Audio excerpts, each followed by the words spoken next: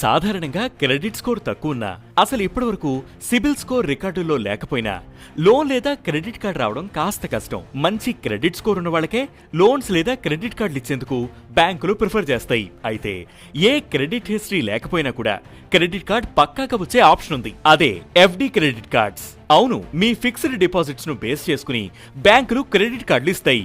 ఎఫ్డీలకు link అయి ఉండడం వల్ల బ్యాంకులకు సాధారణ క్రెడిట్ కార్డుల కన్నా ఈ టైప్ కార్డులలో రిస్క్ తక్కువ ఉంటుంది.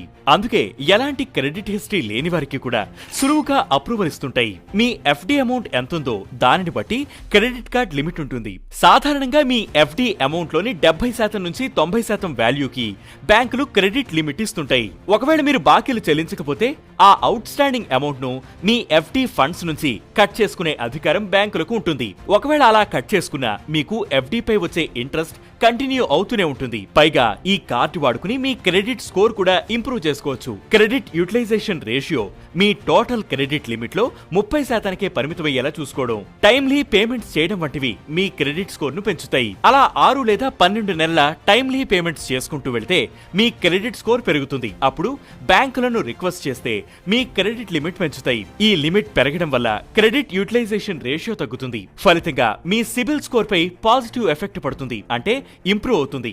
ఎఫ్డి క్రెడిట్ కార్డ్స్ లో సాధారణ క్రెడిట్ కార్డులో ఉండేంత రివార్డ్స్, బెనిఫిట్స్ ఉండవు. అయితే టైమ్లీ పేమెంట్స్ చేస్తుండడం వల్ల కొన్నాళ్లకు ఈ ఎఫ్డి బ్యాంక్డ్ క్రెడిట్ కార్డులను నార్మల్ అన్సెక్యూర్డ్ క్రెడిట్ కార్డ్స్ కి అప్గ్రేడ్ చేయమని కార్డ్ హోల్డర్స్ బ్యాంకులను రిక్వెస్ట్ చేయొచ్చు. మీ క్రెడిట్ హిస్టరీ అప్పటికి మెరుగ్గా ఉంటే బ్యాంకులు ఆ రిక్వెస్ట్ ని యాక్సెప్ట్ చేసి మీ ఎఫ్డి క్రెడిట్ కార్డును సాధారణ క్రెడిట్ కార్డుకు అప్గ్రేడ్ చేస్తాయి.